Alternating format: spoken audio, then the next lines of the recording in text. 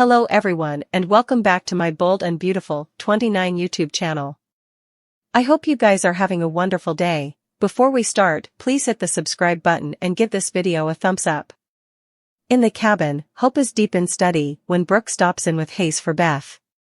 Her mama thinks she seems flustered.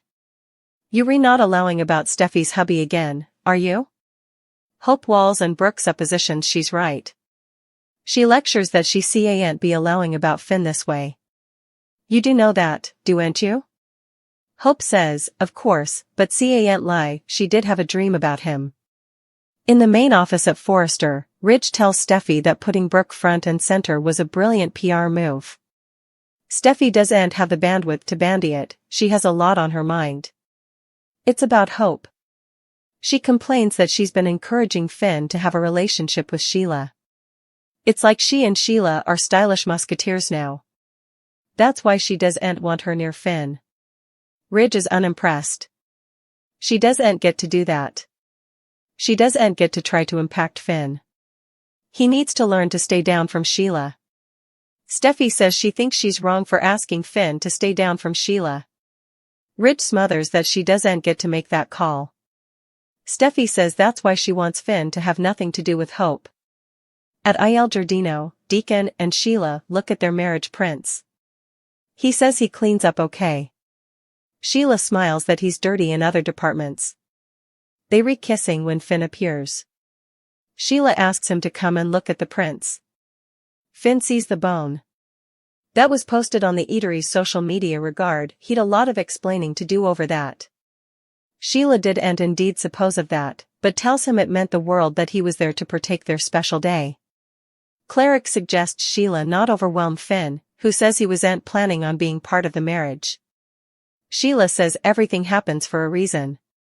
Finn complains that, either way, being at their marriage caused serious problems for him and Steffy. Sheila's sorry, Steffy replied so negatively. Why can't she just look at effects from your perspective for formerly? She has changed. Finn feels that's asking a lot, considering the history. Cleric doesn't see the detriment in her letting him see Sheila formally in a while. Finn tells them it's not going to be. He's happy they re-wedded, but as far as a relationship with Sheila goes, I've to admire my woman's wishes. In the cabin, Brooke tells Hope that daydreaming about Finn is reckless and a form for disaster. Hope says she isn't going to do anything about it. Brooke clucks, well, I hope not. She learns that Finn was there before. Hope gushes about how caring and compassionate he was toward Beth. Brooke says he's a croaker. That's his nature. The way you re-talking, it's like you re-falling for Finn. Hope makes faces. Brooke declares, you really are falling for Steffi's hubby. At Il Giardino, Deacon tells Sheila it was nice of Finn to stop by. Sheila, pouting, says she knows Finn loves her and would have liked to stay. Deacon says Steffy would have had him packing his bags. Sheila is sick and tired of her always calling the shots. Deacon feels that on some position, she should understand. Sheila knows if it weren't for Steffy, she'd have a future with her son and grandson. I would have a beautiful future. At Forrester, Steffy and Ridge go over Sheila being a boggling psycho who has no place in their lives. However, she can do it, but don't bring her hubby into it, if Hope wants to give up any integrity she has left. She asked Brooke to speak to her son.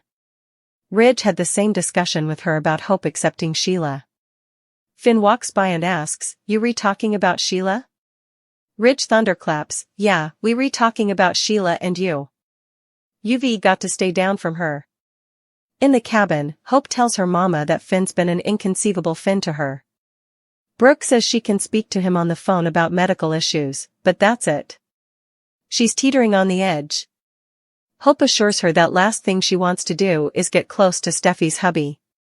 Brooke hopes so, she doesn't want her to make the same miscalculations she made. Hope complains that Steffy's always bossing Finn around and forcing him to stay down from Sheila. Brooke says she has a point. Just because Deacon married her doesn't make her any less vicious. She reminds her son that Steffy was shot, she has a different perspective. Hope complains about the brunette being controlling. Brooke tells her she has to stay out of it. Please tell me you understand that. Hope can't indeed believe she's attracted to him. Brooke asks her not to say that out loud. Hope tells her it's an inoffensive crush and she wouldn't let it go any farther. I'll put a stop to these passions before they get presently out of control. In the main office, Finn tells Steffy that her father clearly doesn't hash words. Steffy says they were just really concerned about Sheila, and they always will be.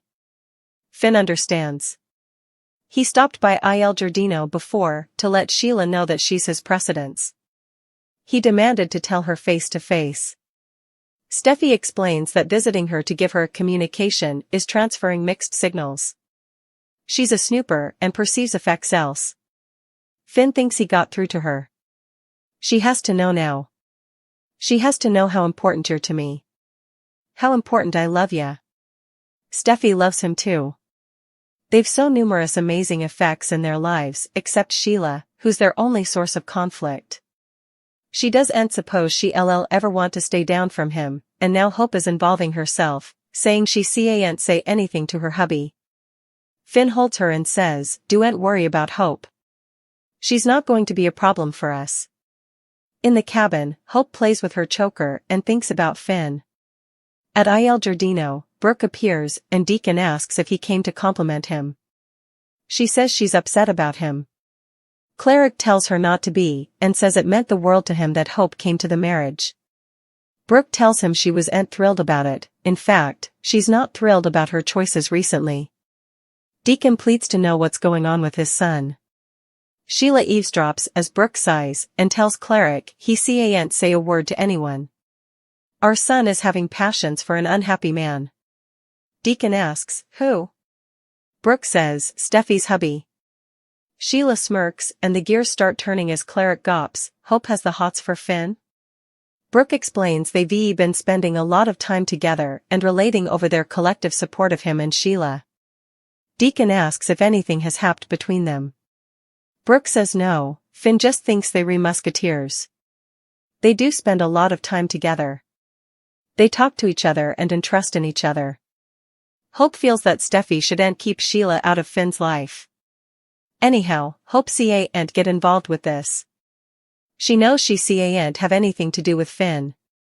Deacon recaps that she's concerned that Hope has passions for Finn. Sheila thinks and smiles to herself. The Bold and the Beautiful spoilers for Tuesday, June 18th, reveal that Sheila Sharp will test Deacon Sharp fidelity now that she's eavesdropped some stunning news.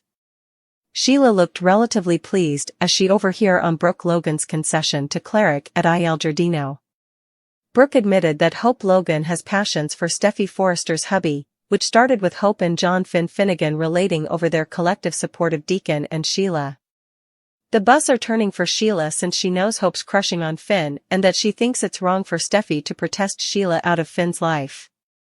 You can go, Sheila's formally allowing Hope as new woman material, so a matchmaking plan will presumably be underway soon.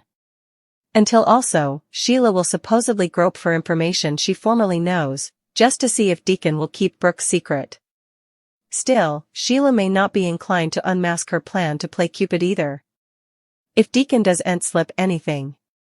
Also again, perhaps Deacon will come clean about Hope's crush and hear Sheila's pitch for them to team up as matchmakers rather. Coming on Tuesday's B&B occasion, Ridge Forrester will have some updates regarding Brooke's part at Forrester Creations. Once Ridge insists on making Brooke part of the administrative platoon, Steffy will lash out over what she views as a terrible idea. Although Steffy will vehemently expostulate to Brooke helping run the company, Ridge will make all kinds of prognostications about the good Brooke could do with further power. As far as Ridge is concerned, he'll suppose Brooke's superintendent involvement will take Forrester Creations to the coming position. Of course, Hope will be all for Brooke having further influence, especially since she'll know this is getting under Steffy's skin. The Bold and the Beautiful spoilers say Ridge will push hard for Brooke's new position and may eventually force Steffy to find a way to deal with the changes that are passing.